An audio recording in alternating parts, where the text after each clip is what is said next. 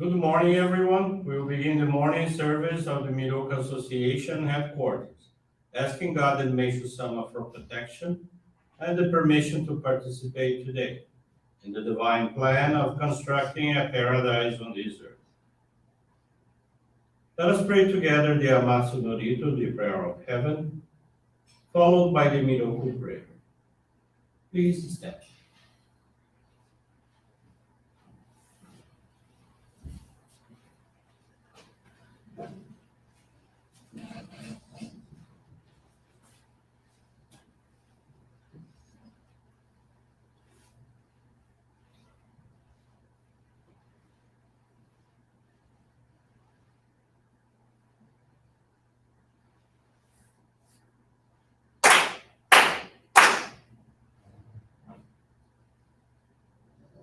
Takahama harani kanzumarimasu Amurogi kamuromi no mikoto mochite Sumemi oya kamuizanagi no mikoto Tsukushi no himoka no tachihana no Oto no ahagihara ni misogihara itamo toki ni narimaseru Araido no kami tachi moro moro no magagoto tsumi kegare o Harai tamae kiyome tamae tomo sukoto no yoshio Amatsu kami kuni tsukami ao yorozu no kami tachi tomo ni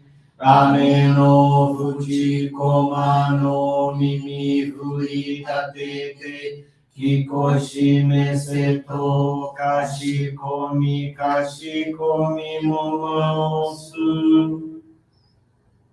Miroku o mikami mamori tamae saki hai tamae Miroku o mikami mamori tamae saki hai tamae Oshie miyoya nushi no kami mamori tamae saki hai tamae Oshie miyoya nushi no kami mamori tamae saki hai tamae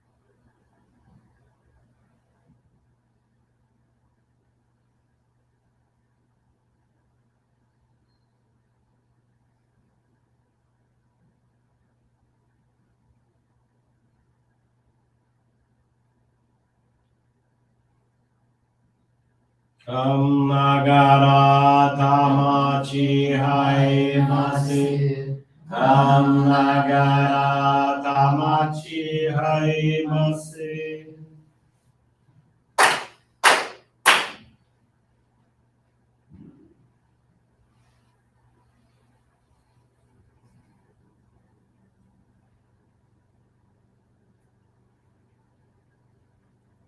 Great God of light, creator and giver of all life, in accordance with your divine will, the long age of night draws to an end.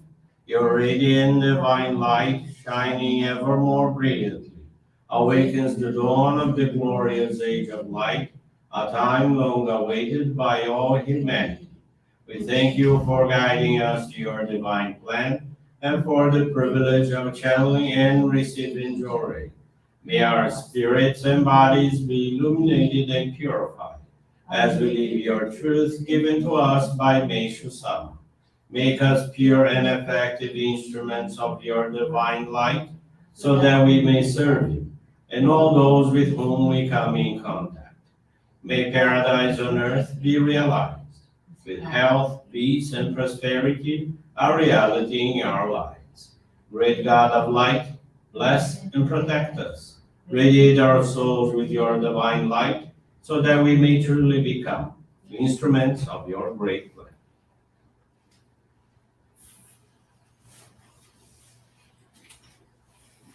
Please be seated for group Johrei.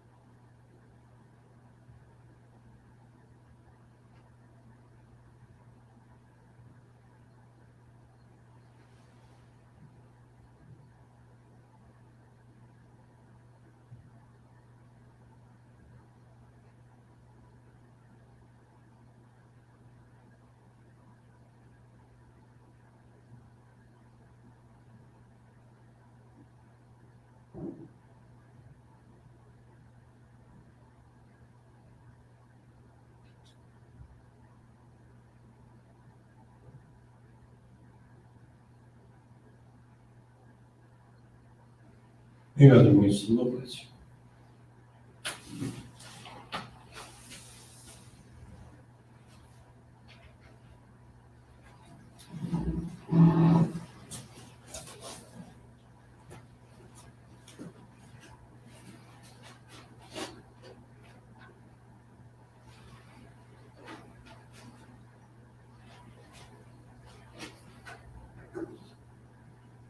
Meishu-sama's teaching today is entitled True Religion and is found on the Daily Inspirations, page 24. For religions lacking common sense, there cannot be one that will save all humanity. Teachings that give life to other teachings represent a true religion, containing the great power of God, our Creator. Helped by God's power Let us break through the hard crust of false beliefs rooted in material things. To have true faith, one must be careful to use common sense in speech or actions. If a group expresses or exhibits extreme psychic, eccentric, or fanatical behavior, be on guard. When someone is inclined to be impressed by such zealous displays, it is due to a lack of spiritual understanding. Genuine faith in God should reinforce the belief that the mission of a spiritual movement is humanity's salvation rather than the adherence to its dogma. Should guide one in service not only to fellow group members, but to others as well. The ultimate purpose of faith is to help each human being daily become closer to the perfect image and likeness of God. While perfection on earth is perhaps beyond human reach, the desire to make a sincere effort towards its attainment certainly represents the right attitude and is a worthy spiritual aspiration. The deeper the faith, the more natural and unaffected a person is. At this point, an individual can be said to be truly living the teachings. One with true spiritual understanding speaks and acts sensibly, humbly, and sincerely, leaving an uplifting, warm impression with all they meet. The person is gracious and kind, finding true happiness in the happiness of others. This alone can unlock the door to God's blessings. Good morning, everyone. Thank you for joining the Miroku Association headquarters morning service. Thank you also for keep praying for world peace, for the victims of wars, and also of natural disasters. This morning, I want to share with you the faith experience of Eliette Helena Dolfi Padovani from the Teixeira de Freitas Johrei Center in Bahia, Brazil. Eliette, who is now 71 years old, has been a Johrei member for 3 years. She has been married for 30 years and over time has experienced a somewhat wholesome but often compromised union with her spouse. However, her husband had an addiction that was truly disturbing to her. He would drink alcohol every day or evening and would rarely, if ever, go to sleep before 3 o'clock in the morning. This troublesome routine certainly had a negative impact on their lives. He would typically eat poorly and at irregular hours, causing him to feel and act irritable. He too is a Johrei member, and in days gone past, they used to regularly exchange Johrei at home. Interestingly, in early 2021, at the suggestion of her daughter, who is also a member, Eliette determined to channel Johrei to her husband for 30 consecutive days. Up until that time, the two had never made such a serious commitment to Johrei. After 2 weeks, her husband began to manifest anger, lost his appetite, and became reluctant to accept Johrei. Despite her concern about his demeanor, Eliette remained firm in her commitment to channel Johrei, certain that Meishu-sama was in charge of everything. As the Johrei practice continued, changes manifested. His attitude changed, he decreased the frequency of his indulging in alcohol, began to enjoy meals with his family again, became appreciative of the quality of the foods he was eating, even went to bed earlier. Consequently, his mood and disposition changed. He became more docile, cheerful, and participative in family activities. By the conclusion of 30 days of consecutive Johrei, he no longer felt any need to indulge in alcohol each and every single day. It was Eliette's husband who suggested that they include in their daily practices the reading of Meishu-sama's teachings. One day they studied the teaching entitled Alcohol and Religion. They were impressed with the perfect description of the purification Eliette's husband was going through and developed their understanding of the spiritual causes that make one consume alcohol excessively. Currently, he drinks only occasionally and with due moderation. The relationship with his family and the quality of his life has dramatically improved. Eliette and her husband continue with the practice of Johrei channeling and the reading of the teachings at home materializing their gratitude with monetary offerings regularly, and are happy to give service at their Johrei center. Juliet is very thankful to God, Meishu-sama, and to both hers and her husband's ancestors for the permission granted to build a paradise-like home based on the practices of our faith. Thank you very much for attending this morning service, for listening to this beautiful faith experience. Wish you a very blessed day, very blessed week ahead of us. This concludes our morning service.